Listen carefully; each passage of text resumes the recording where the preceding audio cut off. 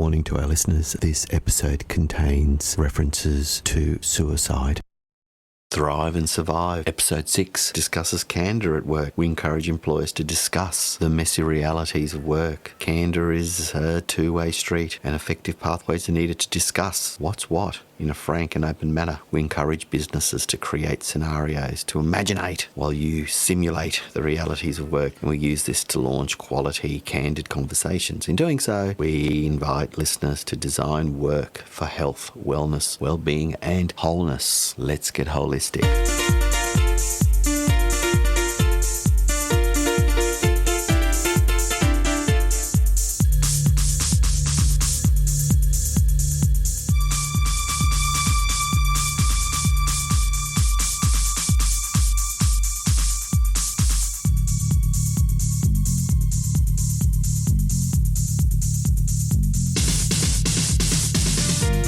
You are listening to Trace Vitkovsky, Sarah Bazell, and Alan Girl.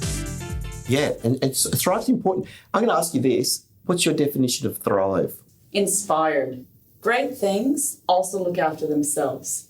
Knowledge and capability and resource to be able to look after themselves and achieve great things. Genesis, you hear me talk about that a lot, not just pathogenesis. And I've used those terms. Do they have some meaning in their work? Is it comprehensible? Do they understand it? Is it manageable? And is there a sense of coherence? And that meaning links to purpose, but around that, they're also in those spaces, places that matter. So they want to do the work, they're motivated to do it, and they have the resources to do it. They're inspired.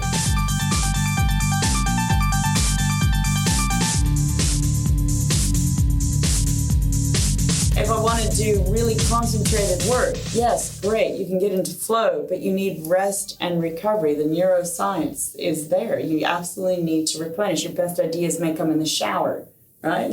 Because you've taken yourself away from that. Unless you're in a motel room. Not in that motel room, right? Not holding on to life. Once a day. Ideas may come on the walk with the dog where the bees are, right?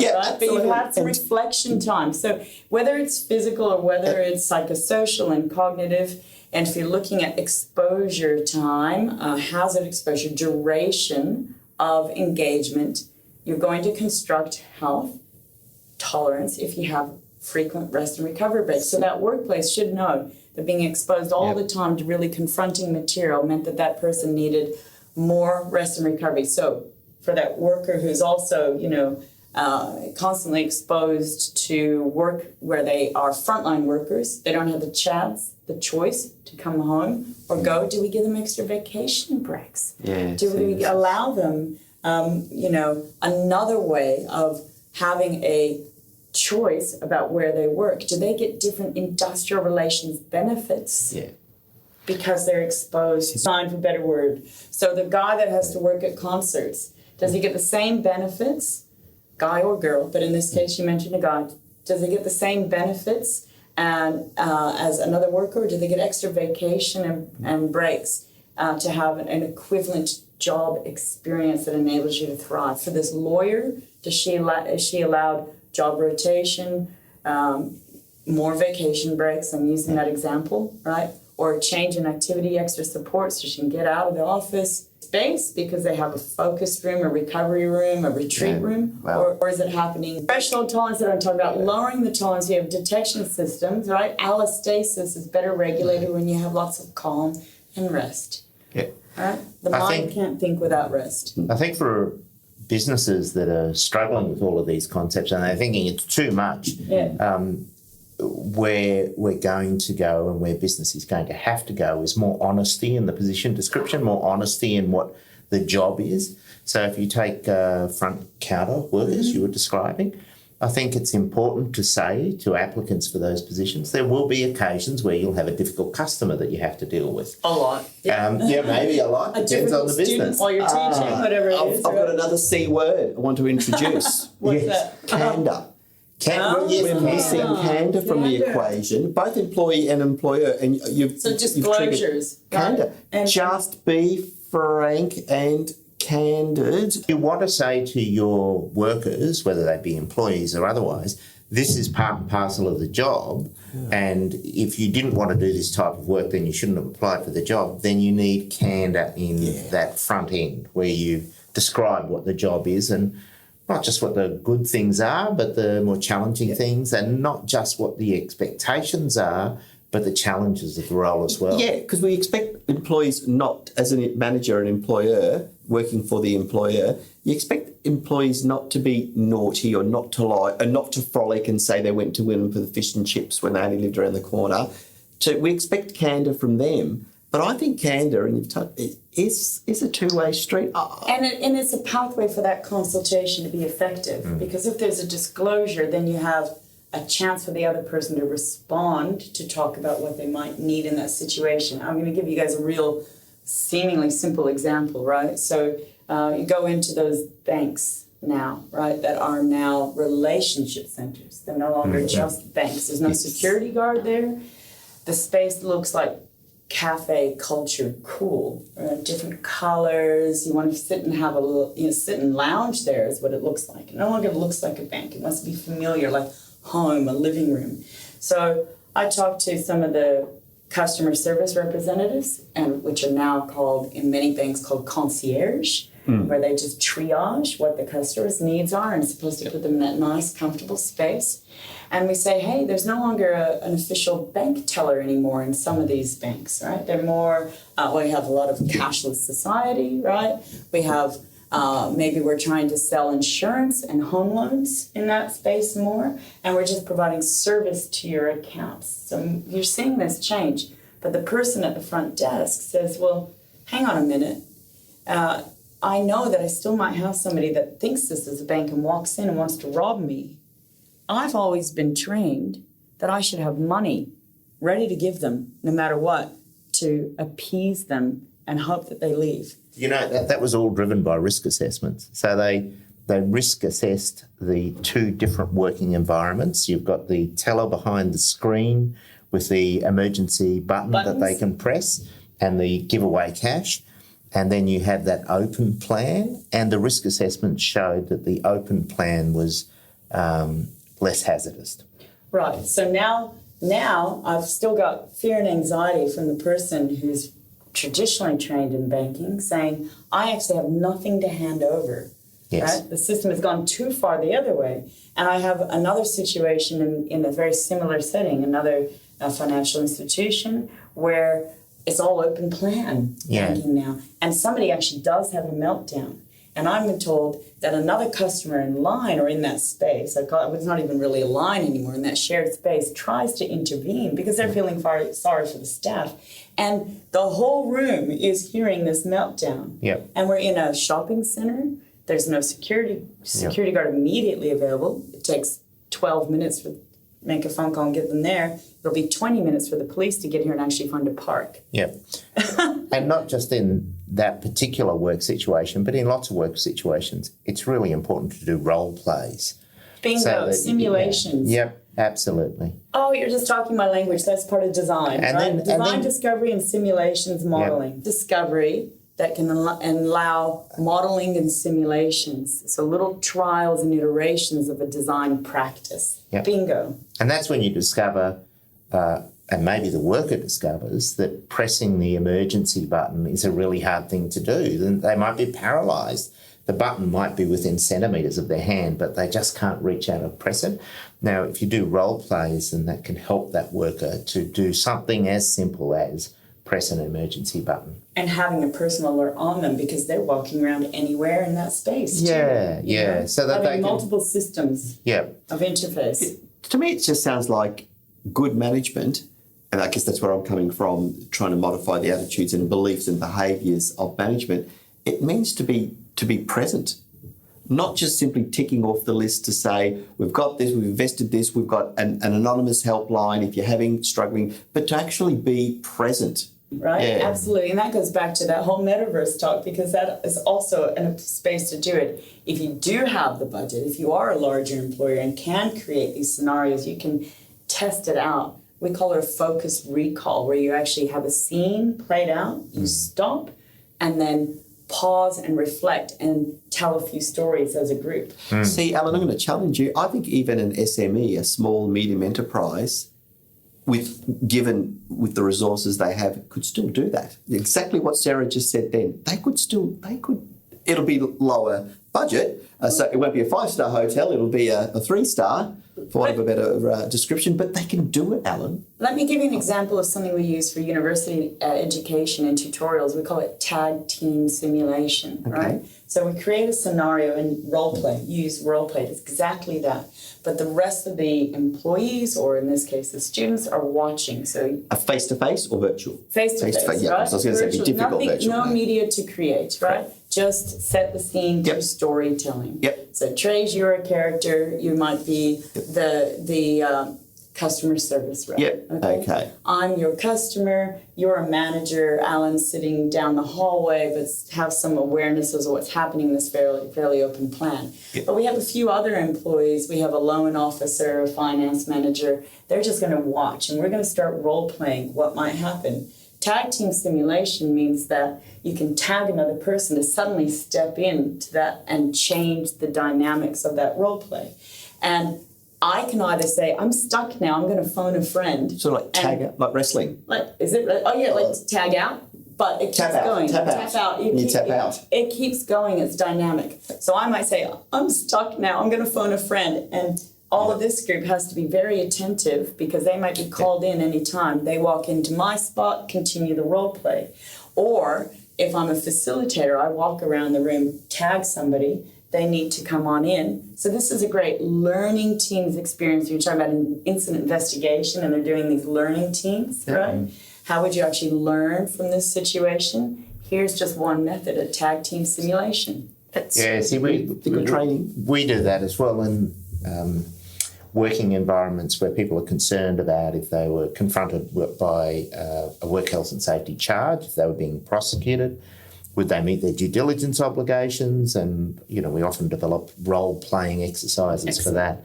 I haven't actually done the call in a friend to take your place, which is a great idea. No anxiety in that, right? Then if I do get stuck, it's like, okay, I'm going to learn from someone else, and I'm not feeling so embarrassed about what I say or do. And everyone in the room has to be on alert. No one can be checking their phones and falling asleep. Depending on the size of the organisation, it can work, whether it's just boys to 50 to 100. Well, if the C-suite is 5 people, then you can give all 5 people an opportunity to respond to demands about what they've done to satisfy their due diligence obligations. That's right, and that to me would satisfy an element, and you feel good. That's going to be advertised soon, right? You're going to be published. That's it. There's a workshop coming soon. We'll post that later. And that's the thing. Like it is, and I imagine. I mean, certainly the experience I have with that type of sort of vignette scene playing would be that people get hyped, they get vibed, they're positive. I presume most of them, eventually the reluctant ones will get into it because you sort of cater to make sure it's facilitative. You try to make it fun. Exactly. But even thinking about this lawyer who's being exposed to horrible material, could you actually unpack that in a little work meeting to say, characterize this. Allow this woman to see another person playing a character who's more vulnerable than she wants to believe she is, right? Set the scene with somebody and allow her to watch that unfold to see if you're role-playing, if you're an actor. And you can hire actors for this. Sometimes we even look at that. You can throw in a couple of trained actors to really embellish this, right? And set the scene. And if that lawyer then watches somebody who might be vulnerable talk about all of their exposures, then you say, well, what would you design for them? So now you don't have to admit your own vulnerabilities, right? You characterize it. You create, and that goes back to what I said, personas. Unfortunately, I'm also thinking of the poor Victorian solicitor. Everybody knew the workloads were over the top and extreme. This was only a couple of years ago. You know that workplace, for example, is hectic. You know there are huge workload demands. Okay, you have identified that. No longer an excuse, I think, for employers to say, I didn't know that person was so stressed. Neither is it an excuse to say, oh, yes, we were aware that person had issues. Either way, it's about what are you going to do? How are you going to implement to try and resolve some of these issues in a reasonable context? You know your workplace is out of control, or if you know it's toxic because people have reported it, then I think you've got to get creative and start thinking of ways. And these, I'd call them interventions, are fantastic. Well, let me take you on a tangent about this whole continuum of health, wellness, well-being, and something called wholeness, okay? So bear with me for a moment. If we talk about health and wellness, we often associate that with physical measures, our heart rate, maybe our blood cholesterol, those kinds of aspects of how many steps we've taken. If you're looking at lead indicators, your pedometer. Those are some of the measures and some of the activities and the programs that may happen at work that are traditional add-on to health and wellness, right? We still want to design the work for health and wellness, but the next phase then may be this aspect of well-being, which tends to reflect more a little bit about how the mind is, the affect, the social relations, the climate surveys, that kind of thing. So if health and wellness is symbolized, just by the hand, the things you do, the grasp, the physical activity, and well-being might be symbolized by heart. You still have heart rate measures, blood pressure, right, can be regulated. There's a little synergistic relationship, body and mind. And then you have this aspect of wholeness. Wholeness is doing something that you love, and the symbol might be the brain. And wholeness is being so inspired, you feel like I have purpose, right? That I work with purpose. But what it might do is short-term take you out of balance on these other measures of how well you're eating, right? You might be working late doing a podcast, okay? You may be working late on a design project to create interior design of a new space, and you've got deadlines, right? Or you're going the extra mile. Going the extra mile to create a new lecture, Trish, to solve and advance a case and help your client win, Alan, all right? So you're going the extra mile, you're working extra, but you're so inspired on that Maslow's hierarchy of being actualized. Those needs. Right? You're being actualized, those base needs. So you're being actualized by doing that work. The lawyer who is helping clients who've been exposed to child abuse, and she's helping children win their cases. She is inspired in what she's doing. Yeah.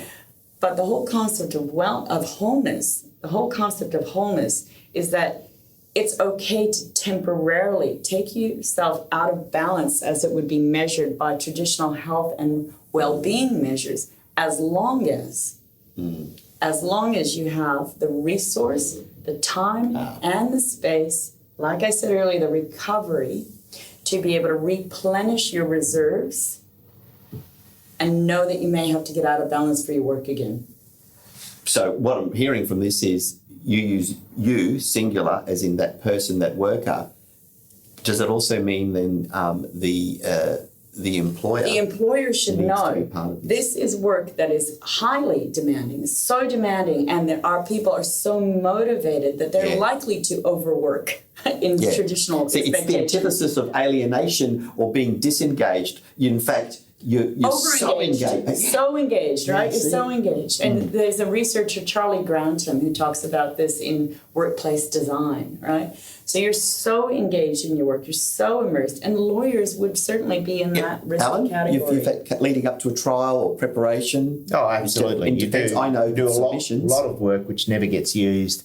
Yep. Because you have that extra engagement. The cases, I how many times preparing, but before any big trial. Recognize those jobs that are particularly engaging and have some strategies in place as an employer, not just an individual, not relying on an individual who might be lost in expectations or perceived expectations. So it has to be built into the system, which now goes back to the employer's obligations, as you mentioned. Modern work as we know it, I mean, yes, we're all sitting here in a reasonably privileged position to pontificate and I guess navel gaze, but at the end of the day, these are central pillars which can be applied irrespective of the task at hand. But this idea of recovery is really important, because an unrecovered worker is a worker who cannot thrive.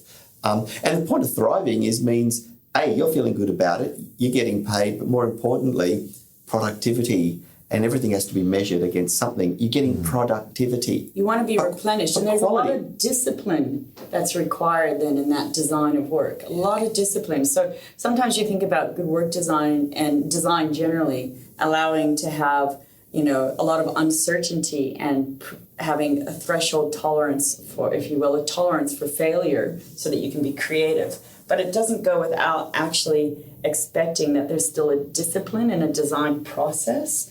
and that in fact there's a heck of a lot of capability, because you can only really learn from things not going right if there's very capable people and the right roles involved. It's not just stumbling around and making a mess all the time, right?